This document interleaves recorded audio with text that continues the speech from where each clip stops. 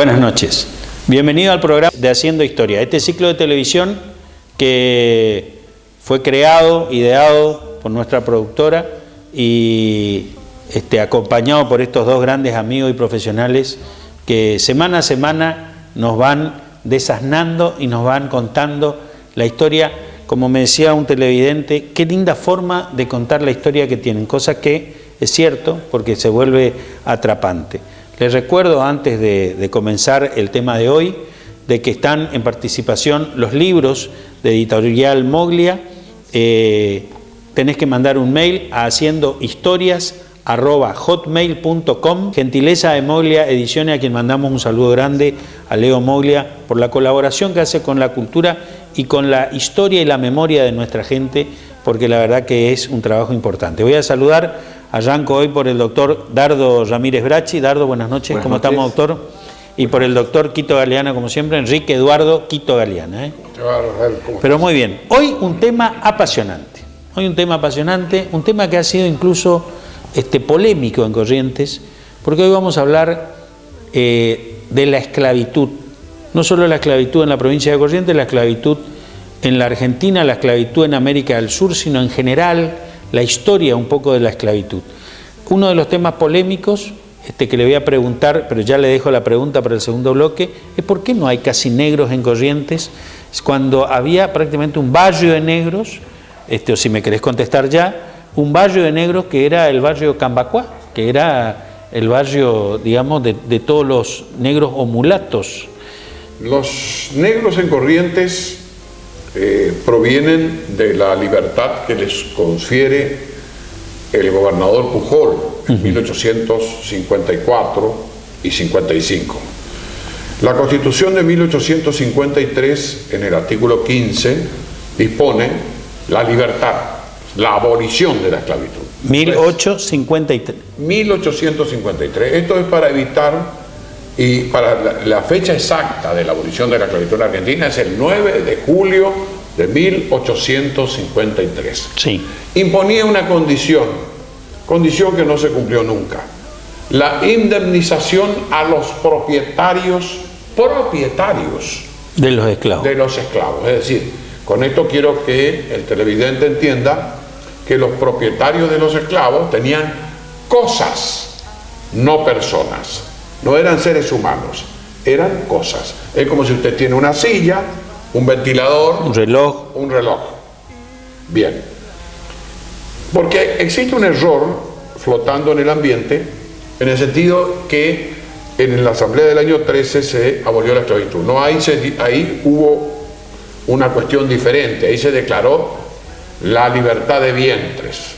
La libertad de vientres significaba que la hija de una esclava era esclava, porque un esclavo podía tener un hijo con una blanca y seguía la suerte de la madre. ¿Ah, sí? Sí, señor. Ese hijo era libre, era mulato, entonces. ¿Qué eran los libertos? No. Los libertos eran personas que nacieron esclavas, eran esclavos y de cosas se convertían en seres humanos por medio de la manumisión, es decir, el propietario le daba la libertad, o se compraba él su libertad trabajando, pagaba el precio y se liberaba, o por testamento, cuando moría el propietario le daba la libertad, o por alguna trampa que hacían los propietarios, porque los propietarios tenían la obligación, tenían obligaciones, pues estaba regulada la esclavitud.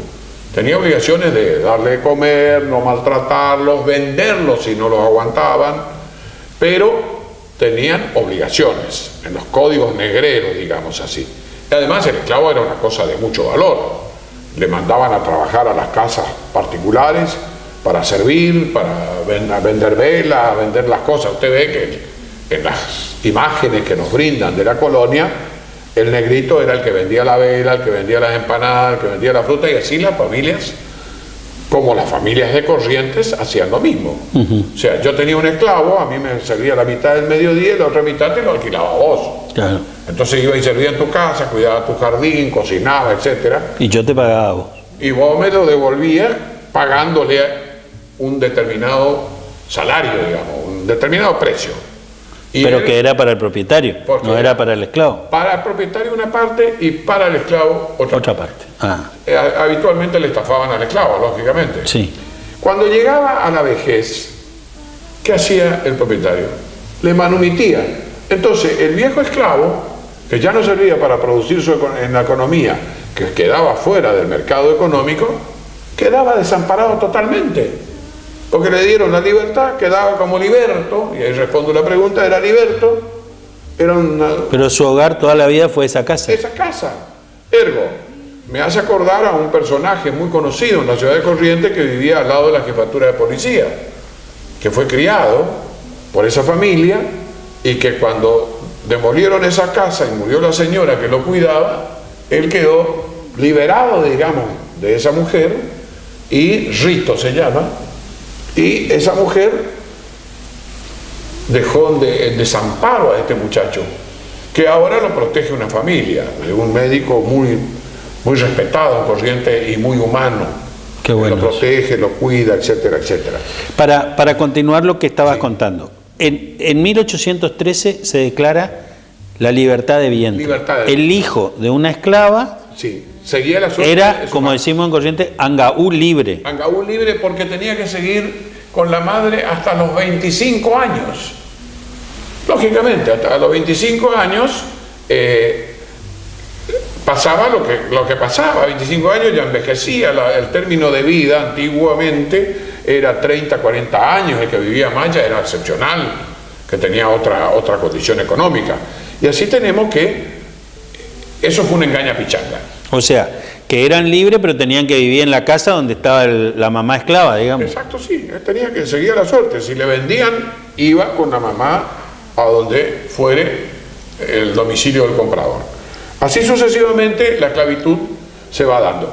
Pero vos me hiciste una pregunta clave, porque me decís la esclavatura del Cambacuá. Los esclavos libertos y los que quedaron de la guerra de la Triple Alianza, que vinieron con el ejército brasileño y que se escaparon. ¿Y cómo se escaparon? Se escaparon porque eran los esclavos enviados en nombre de. Venían familiares. Claro. En vez de pelear Quito Galeana, vos mandabas a tus esclavos que peleen por vos. Entonces iba Quito Galeana, que era negro. ¿Qué pasó? Entraron al territorio argentino, nosotros teníamos, el que pisa el territorio argentino era libre. Cuando Brasil se va a retirar con sus tropas y los esclavos que trajeron como personeros, alquilones, estos esclavos se los reclama, pero entonces, a ver la lista, y aparecía Felipe de Sousa, Corneiro, etcétera, pero ninguno de esos era el esclavo. O sea, yo no me llamo así, yo me llamo fulano. Claro. No pudieron probar la vinculación y se instalaron en Corrientes. Y en Corrientes se unen con la parte más baja de la sociedad. O sea, los trabajadores rurales, las que prestaban servicio en las casas, y se mixturan.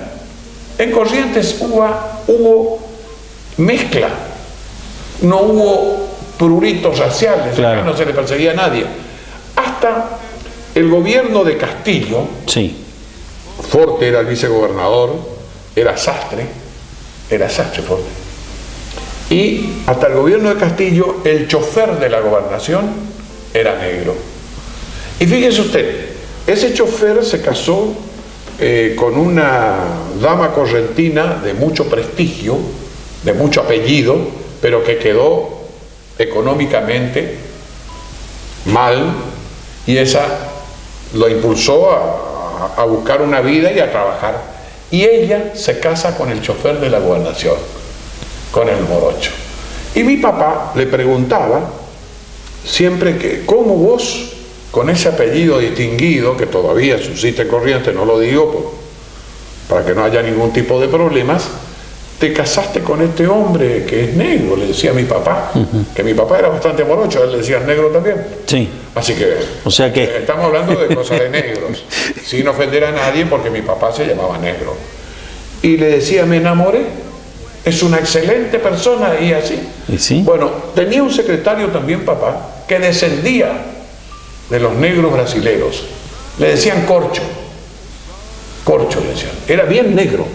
Y él me mostraba el uniforme del ejército brasilero que conservaban de la guerra de la Triple Alianza. Qué belleza eso, qué bueno. Vivían por la calle Moreno entre San Lorenzo y Avenida España. O sea que, vale decir, entre Santa Fe y Avenida España. Esa época ya un poco la periferia, porque después del 3 de abril la vía ya era, digamos, más... Y bueno, fíjate vos que nosotros cuando decimos esclavitud, inmediatamente nos trasladamos al África, a los cazadores de esclavos, que tenían sus tribus de negros que le cazaban a los otros negros. ¿Así era? Así era. O sea, los mandingas, las tribus mandingas, le cazaban a los otros, a los Congo, etcétera, etcétera, porque tienen todas esas denominaciones. Vos te vas al archivo de Corrientes y ves los testamentos de las familias distinguidas y no tan distinguidas, los balances y la contabilidad que llevaban las instituciones religiosas, mercedarios, dominicos, franciscanos, jesuitas, etcétera, todos eran dueños de esclavos. La mayoría de los esclavos pertenecían a las agrupaciones religiosas, la mayoría, en la totalidad. Lo mismo ocurría en el Paraguay. En el Paraguay, por ejemplo, todos los esclavos que pertenecían a las agrupaciones religiosas pasaron a ser esclavos de la patria. La esclavitud en el Paraguay, y esto va para todos los paraguayos que vean este programa, la esclavitud en el Paraguay recién se va a abolir en 1870, y por una paradoja del destino, el que pide la abolición de la esclavitud en el Paraguay es el conde de Eu, que era brasilero, pero era republicano liberal, masón. Y él le dice al triunvirato paraguayo, ustedes van a abolir la esclavitud acá. Pero casi todos los negros del Paraguay fueron convocados por Francisco Solano López para la guerra. No convocados, arreados, a los lazazos limpios, a la guerra, a morir con la guerra. Que no era extraño, porque San Martín, allá por 1816-17, le pide a Pueyrredón que le mande entre 2.000 a 6.000 negros esclavos para formar parte del ejército de los Andes. O sea que esa horrenda institución, esa horrible institución de considerar cosas a seres humanos, y digo horrible porque no encuentro otra palabra, por supuesto, pornográfica diríamos, que era muy justificada. Estaba justificada por lo religioso, estaba justificada por lo social, etcétera, etcétera. Y ahora nos hacemos la pregunta, ¿solo y únicamente solo los negros eran esclavos? Y ahí vos te quedás medio sorprendido, decís, a la pucha, ¿cómo es esto? Sí, los negros eran esclavos. Esa es la imagen de el pensamiento global social vigente. No, señor, los blancos también eran esclavos. Los árabes, durante la dominación del Mediterráneo, allá en el 711 hasta 1492, que termina la dominación. Casi 800 años. 800 años estuvieron en España.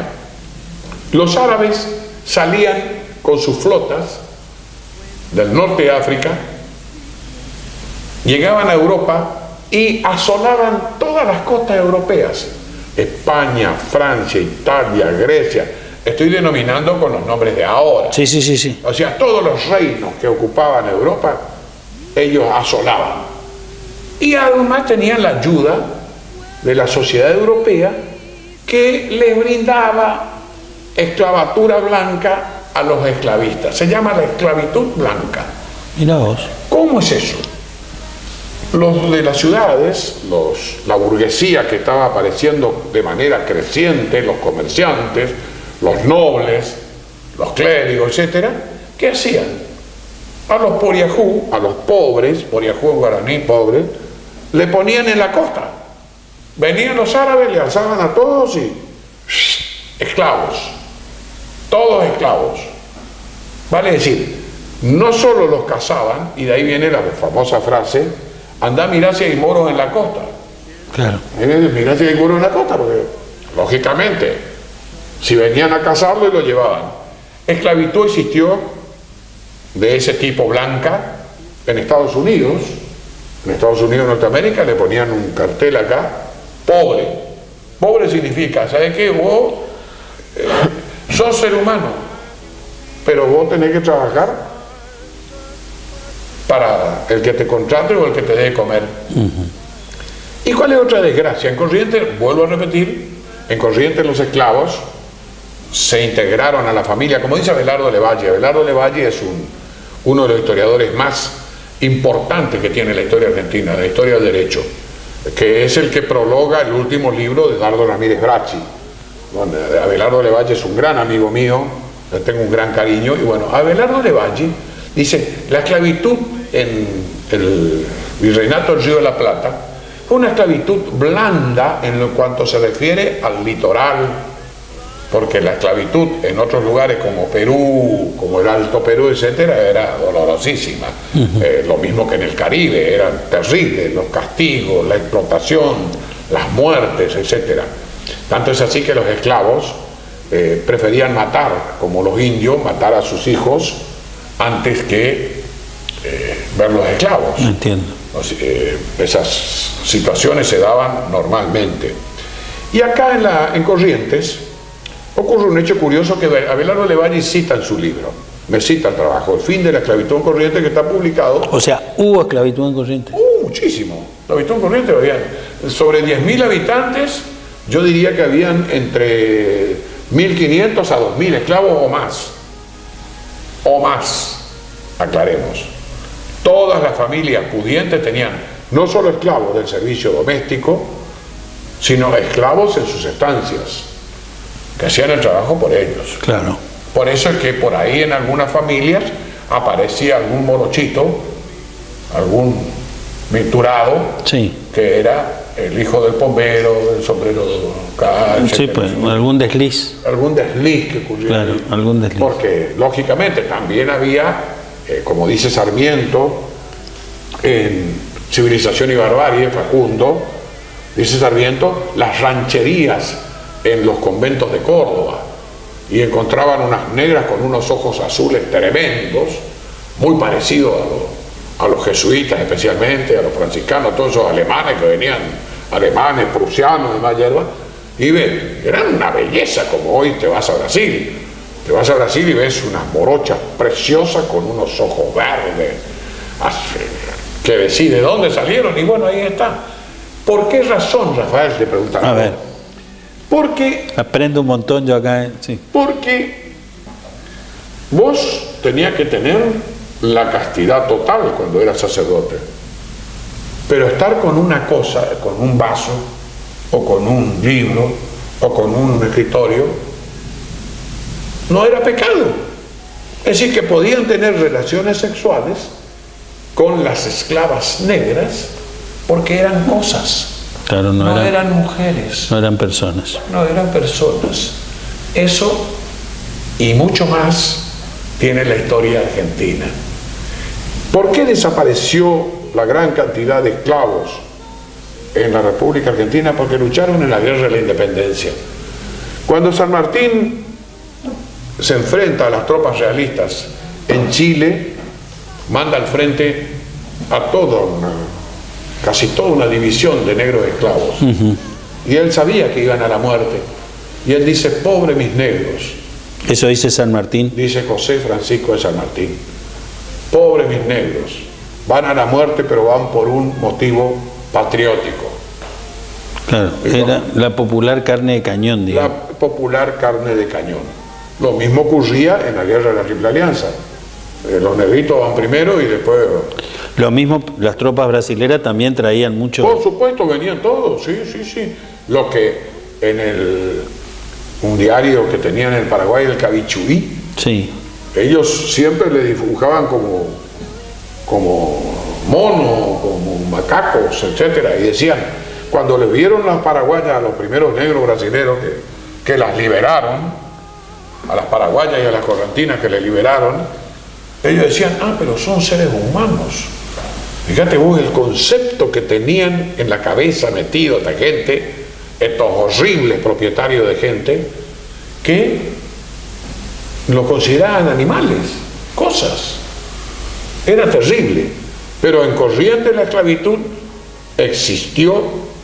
Todas las familias pudientes, capaces económicamente, tenían sus esclavos que le llevaban la lucecita, que le atendían, etcétera, etcétera. No nos olvidemos de eso.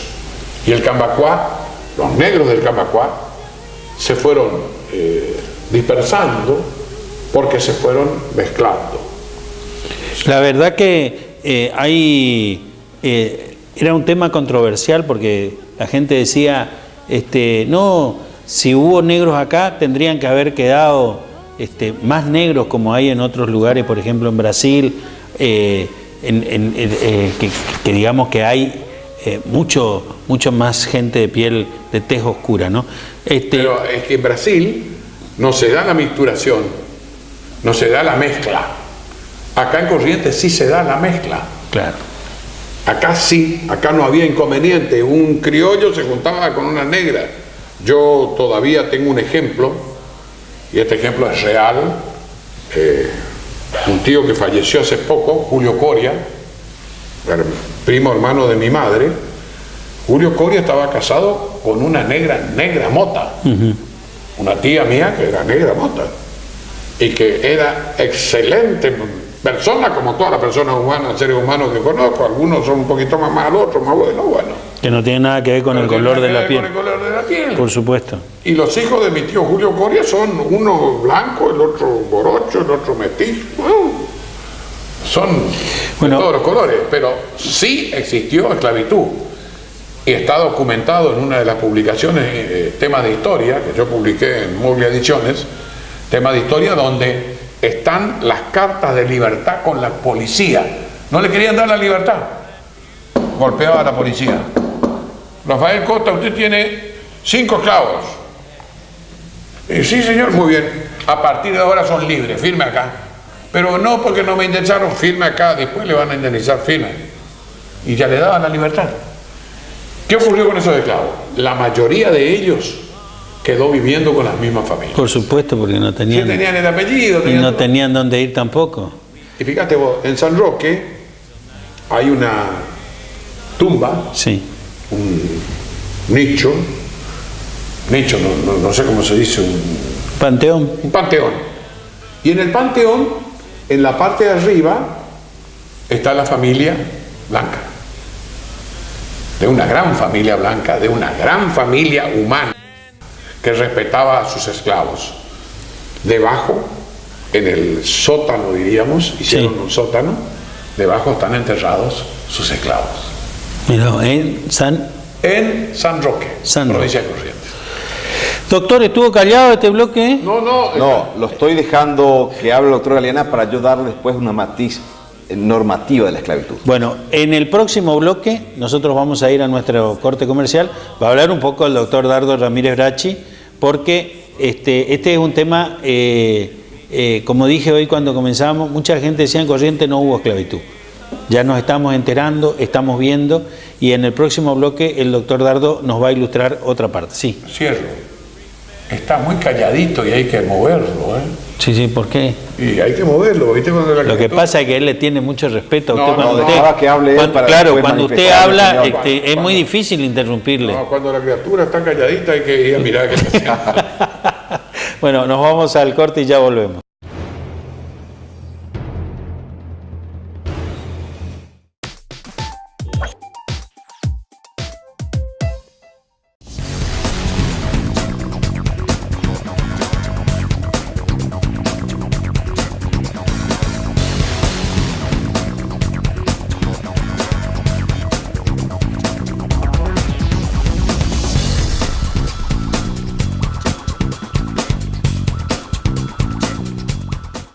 El Litoral, la información más calificada, sorteos, promociones y muchos más beneficios. Deportes, sociales, policiales, política, con más suplementos. Ellitoral.com.ar, la mejor cobertura online.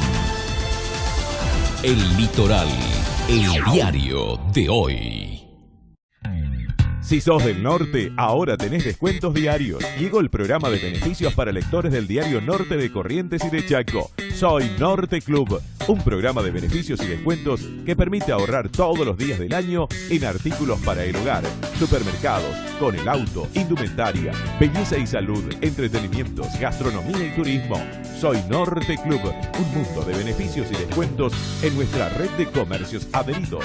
2 provincias, una sola tarjeta, el doble de beneficios. Pedí ya tu tarjeta al 0800-888-66783. Soy Norte Club, descuentos diarios.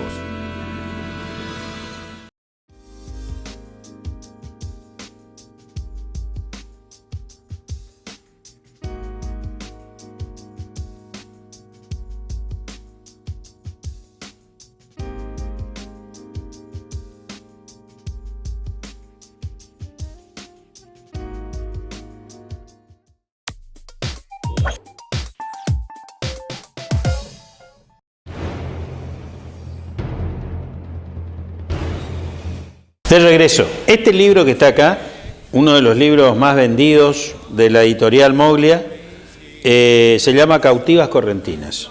Dedicamos un programa exclusivo a esto, pero este puede ser tuyo, concursando, mandando un mail que querés este libro o cualquiera de los que está en sorteo de Gentileza Editorial Moglia, y al mail haciendohistorias@hotmail.com.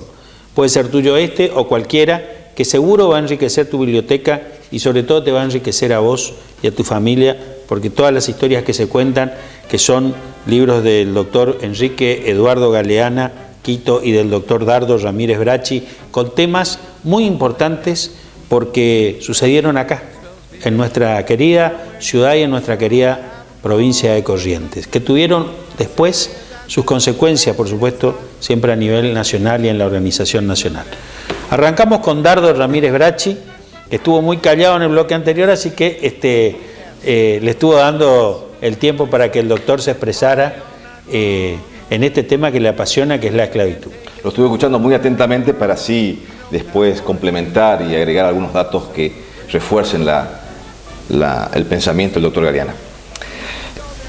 La esclavatura es tan antigua como la humanidad. Cuando el hombre mismo trató de imponer dominio patrimonial sobre otro, surgió el esclavo.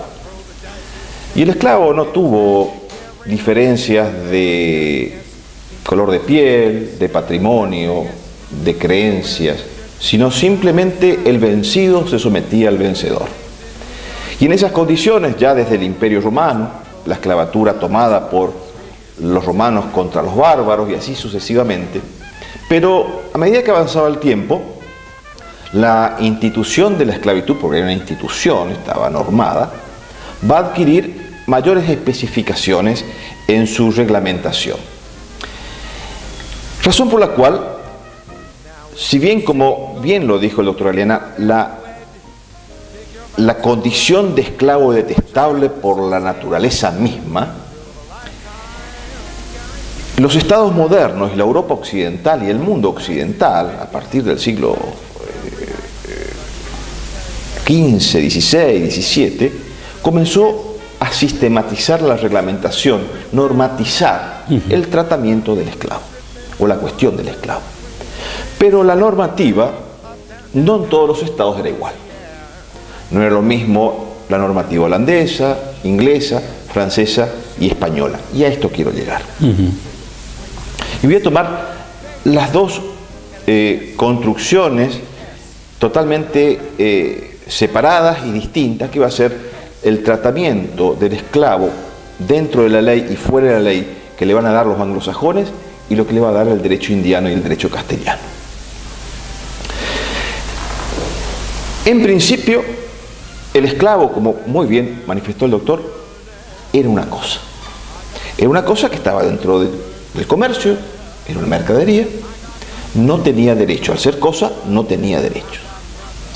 Dentro de la normativa castellana y dentro del derecho indiano, y esto lo manifiesta las recopilaciones de India,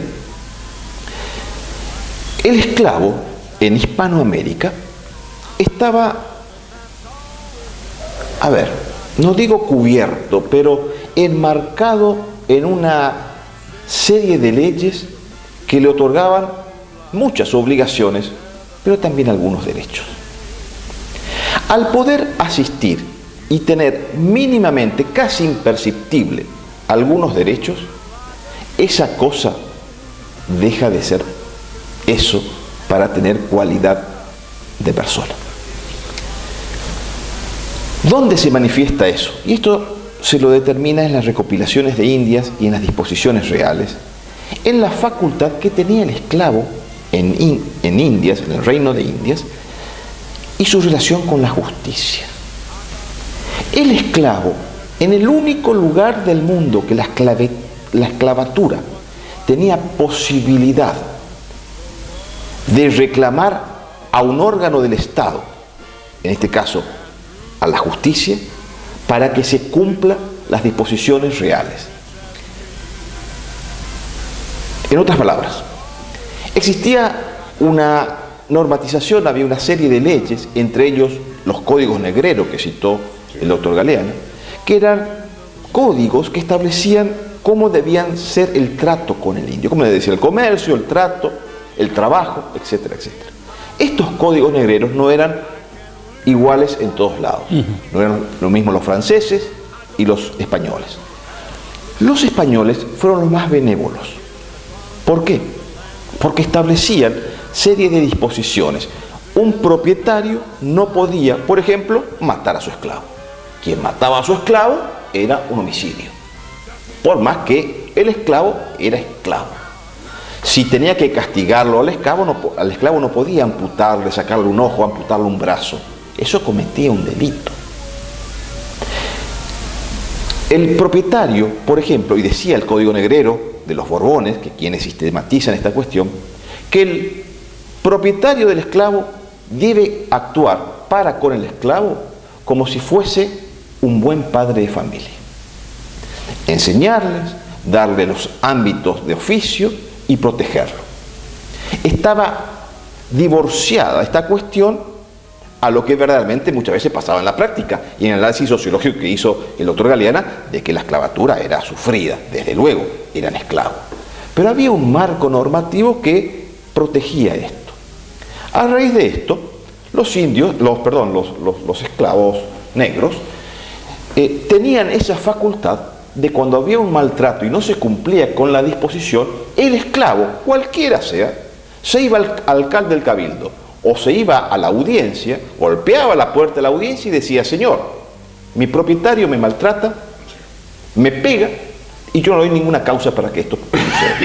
Actuaba de oficio el juez, el defensor de pobres y ausentes, conjuntamente con el alcalde, si era el cabildo. Tenemos casos en Corrientes, ya voy a contar, y tenemos decenas de casos de las audiencias de Buenos Aires, las audiencias de Charcas y la audiencia de Lima. Por ejemplo, dentro del Código Negrero decía que una pareja de esclavos que tenga hijos no puede ser vendida por separado. La ley prohibía determinantemente que el propietario la venda a la mujer y se quede con el esposo, o venda al hijo de la familia.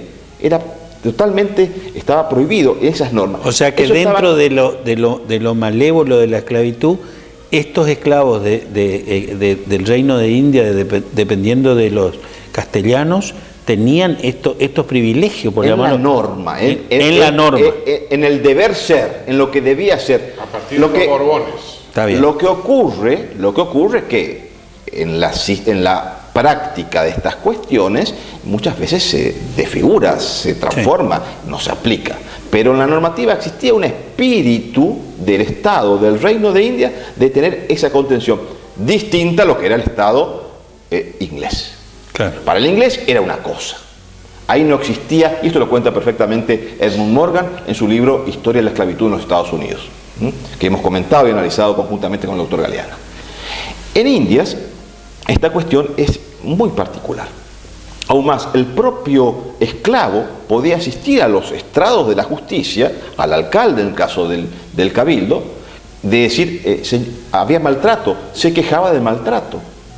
Y voy a dar un caso muy particular que lo analicé y lo incorporé a mi libro sobre la historia de la justicia en Corrientes, ya hace varios años. Es un caso muy particular, tardío, que no es del derecho indiano, sino entrando ya en el derecho patrio argentino.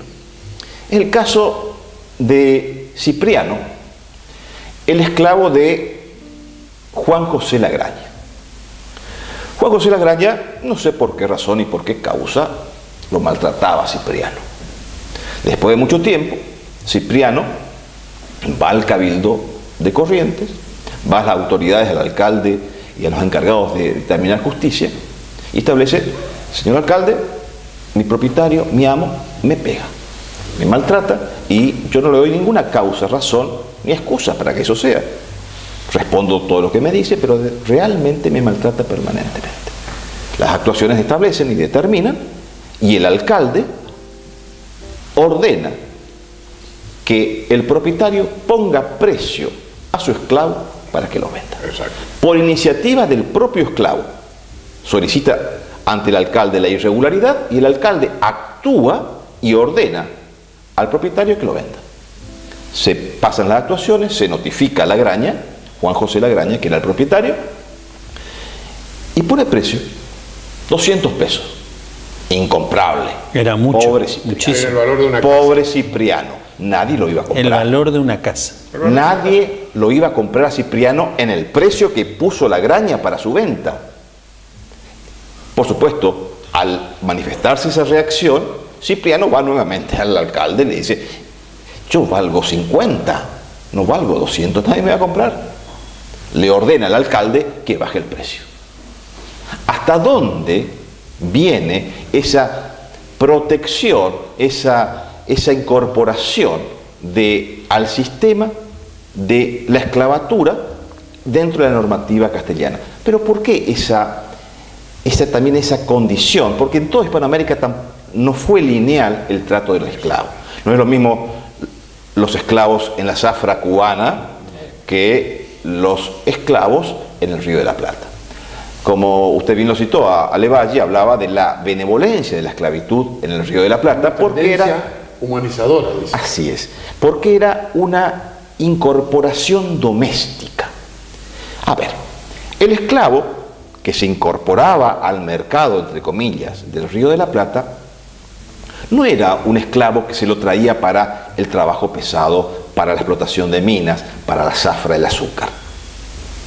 ¿Por qué? Porque la economía fundamental del Río de la Plata era el campo, las estancias y el cuero. El imperio del cuero. ¿Y quién manejaba eso? Los indios y el gaucho. No iba a venir un hombre del África a manejar el ganado. Entonces se lo traía para la actividad doméstica. Para la casa. ¿Qué hacía? Casa, negocios. ¿Qué hacía el esclavo? Se pillaba el caballo del amo, hacía el servicio doméstico, la limpieza, convivía en el patio trasero con el propio esclavo, con el propio amo. Claro, en la eso misma va a casa. construir toda una idea fortísima, socialmente consolidada en el Río de la Plata. De ahí viene la crianza. El propietario le confiaba a la esclava la crianza de su hijo, Claro. donde hay un lazo fuertísimo. Le daba de mamar. Las negras le daban de mamar a los hijos del esclavo. A los hijos del propietario. Perdón, los hijos del amo, del propietario. Sí. Juan Lavalle y Juan Manuel de Rosas son hermanos de leche. Sí, señor. Tomaron la teta de la misma esclava. Esto muestra la afinidad y la construcción de la esclavatura en el Río de la Plata, que tiene particularidades muy singulares. Y hay un detalle A ver. que quiero agregar. En las escrituras que analicé yo, en la Justicia en Corrientes, 1820, 1824, había necesariamente que colocar la característica del esclavo. Si era senegalés, congolés, etcétera, o mandinga. Porque el mandinga era indómito, el mandinga Claro. te quería asesinar a la noche. Entonces, al mandinga se le autorizaba por la justicia a que se le haga dormir encadenado. Por ejemplo, en la esquina de Salta y Quintana, cerca de su casa y de la mía, había esclavos mandinga que trabajaban y cocinaban el café, el cafeto que se producía en Itatí y en San Cosme, y los encadenaban a la noche. Esa casa, que fue una casa muy conocida porque ahí hay un museo de artesanías. El Museo de Artesanías. En esa casa los propietarios originarios los tenían atados, como en otras casas correntinas. Los esclavos, ahí frente al Superior Tribunal de Justicia de Corrientes, también las argollas para atar a los esclavos mandinga, porque había vicios redivitorios. Si vos no le avisabas al comprador que ese esclavo era mandinga, eras responsable. Eso porque el precio del esclavo valía de acuerdo a esas condiciones, si era trabajador, si tenía algunos vicios, si era rebelde, eran condiciones propias del esclavo que valían en el mercado. Si uno no decía o manifestaba eso, había un vicio oculto en la venta del esclavo. Los Borbones, a los Borbones se los denomina el siglo del ateísmo y de la peluca y del champán. Ateísmo, peluca y champán. Se los tildaba como no creyentes porque prácticamente los Borbones introducían ideas revolucionarias, eran más bien masones, lo mismo que Carlos III, que es otro progresista, y esas ideas fueron aumentando hacia una tendencia humanizadora de la esclavitud. Sí. Pero tenemos que recordar que en los reinos de Indias la esclavitud duró muchísimo más que en Inglaterra, que la suprimió, inclusive atacó a los buques negreros y la reprimió, que en Francia en 1789 con la Revolución Francesa se suprime la esclavitud en Francia y se suprime en todos los reinos de España. No, se suprime en Francia y en Inglaterra, pero no en sus colonias. Las porque colonias mantuvieron, porque eran ellos quienes vendían los esclavos a las propias colonias. Exacto. Lo mandó Estados Unidos. Estados Unidos fue no solamente en la producción de las colonias, sino tardíamente cuando logra la independencia de Estados Unidos, mantiene esa vertiente de la protección de la esclavitud y va a ser tardía. Hasta la guerra de secesión norteamericana. Hasta las tropas francesas son derrotadas en Haití, que fue desde luego. Cuando las mejores tropas francesas fueron enviadas a Haití, fueron derrotadas por el ejército de esclavos. Mirá. Así que diríamos, esa tendencia humanizadora que bien cita Dardo Ramírez Grachi, que está perfectamente legislada en la legislación hispanoamericana, tanto de India como los códigos negreros, etcétera, etcétera, hacen que nosotros consideremos que en Corrientes los esclavos estuvieron en familia. Claro. En familia, porque eran primos, hermanos. Inclusive, ¿qué iba a hacer un liberto de 50 años cuando le daban la libertad? ¿Qué iba a hacer? Iba a ir, no era propietario. No era propietario, no era nada. Muchos testamentos humanizantes le daban la libertad cuando fallecía la persona. A mi esclavo Ramiro, por su fidelidad y por su atención, le encomiendo que encienda velas en mi nombre cada tanto, etcétera, etcétera, y le doy la libertad. Le regalo los útiles y herramientas, la cama, el arado, etcétera, etcétera. O sea, muchos testamentos. Eso figura en el archivo de la provincia. Están en el archivo de la provincia. Están transcritos en el libro de Moglia, igual que en el libro de Dardo. Qué bárbaro, ¿no?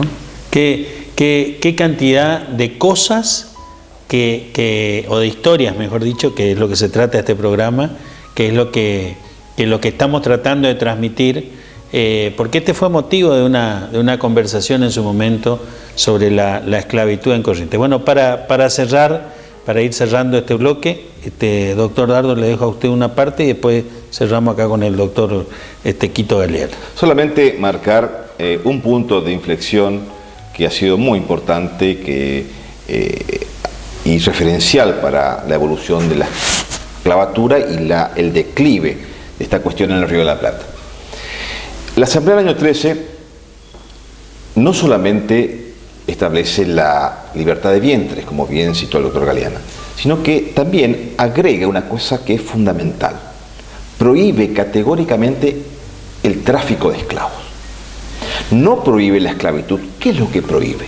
Prohíbe que los barcos extranjeros que venían del África traigan al puerto de Buenos Aires, lo coloquen en subasta pública en el puerto y lo vendan a este negro congolés de 22 años por 30 pesos.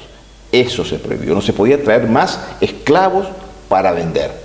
Los que estaban formaban parte de un derecho adquirido por el cual no se podía afectar la propiedad, pero no se podía incorporar nuevos esclavos al mercado, por decirlo de una manera. Eso es un planteo y una norma que ha marcado en forma definitiva para la evolución de la caída de la esclavatura en el Río de la Plata. Muy importante eso. Es fundamental también remarcar que esa prohibición de la Asamblea del año 13 elimina el asiento de negros. Así es. Elimina el asiento de negros. ¿Qué era el asiento de negros? El asiento de negros era un lugar, un espacio, un mercado donde los ingleses, franceses, portugueses y demás españoles vendían la mercadería, las cosas llamadas esclavos. Fundamentalmente, nosotros tenemos que entender que los esclavos se siguieron traficando en la realidad, porque las fronteras permeables de nuestra provincia permitían que los esclavos se introdujeran desde Brasil, que venían con sus familias, porque el que venía con esclavos, con su familia, a visitar la República Argentina, el esclavo seguía siendo cosa. Pero por supuesto. Y seguía siendo esclavo. Vale decir que eso fue nutriendo el crecimiento de esclavos. Pero los negros, después de la guerra de la Triple Alianza, se quedaron una gran cantidad en Corrientes, se mixturaron con la población correntina, y yo creo que muchos de los correntinos tenemos entre nuestros ancestros algún negro que nos honra con su árbol genealógico. Para, cortito, los esclavos eran considerados infieles, se los enterraba incluso fuera del camposanto, del cementerio, ¿no? Dependía de sus propietarios. Dependía del propietario. Porque vos tenés antecedentes cuando fuiste a Bahía, que en la iglesia había negros esclavos, sí, señor, creyentes y practicantes, sí, iban señor a la iglesia, tenían su propia enterrados en la iglesia, en su iglesia están enterrados. Entre las obligaciones que tenía que tener el propietario por el código negrero era bautizar al esclavo. Sí, señor. Y introducirlo en la religión católica. Ah, mira. Era obligación del propietario. Lógicamente eso, como dice Lori Sanata y otros autores, hablan de la poca participación que tuvo el Estado castellano en la evangelización tanto de indios o de su propia población como de esclavos. Se ocupó de la clase dominante, pero no se ocupó de los poriajuita, como dice el correntino, de los pobres en general. No había doctrina, no había capillas, etc. Bueno, una vez más, otro programa para aprender, y como siempre digo, esta hora que tenemos semanalmente con ustedes nos queda corta. Ustedes pueden ver todos los programas de Haciendo Historias en YouTube. Ya están en YouTube, en el canal Consultora Publicitaria. Ahí están todos los programas, los pueden pasar, los pueden volver a ver, los pueden compartir con algunas personas que quieren en cualquier lugar del mundo, así que espero que siga siendo de su agrado. Nosotros le agradezco, Dardo Ramírez Bracci, gracias, al doctor que siempre nos acompaña, al doctor Quito Galeana también, y nosotros nos encontramos en 7 días por este mismo canal con una nueva historia.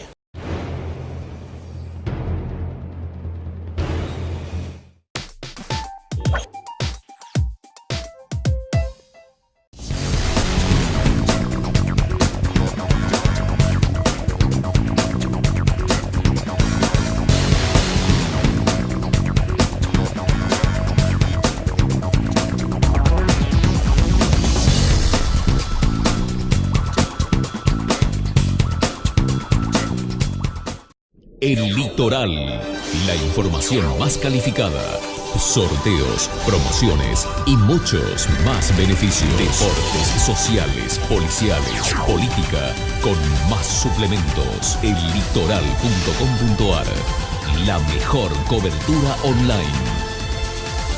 El Litoral, el diario de hoy. Si sos del norte, ahora tenés descuentos diarios. Llegó el programa de beneficios para lectores del diario Norte de Corrientes y de Chaco. Soy Norte Club, un programa de beneficios y descuentos que permite ahorrar todos los días del año en artículos para el hogar, supermercados, con el auto, indumentaria, belleza y salud, entretenimientos, gastronomía y turismo. Soy Norte Club, un mundo de beneficios y descuentos en nuestra red de comercios adheridos. 2 provincias, una sola tarjeta, el doble de beneficios. Pedí ya tu tarjeta al 0800-888-66783. Soy Norte Club, descuentos diarios.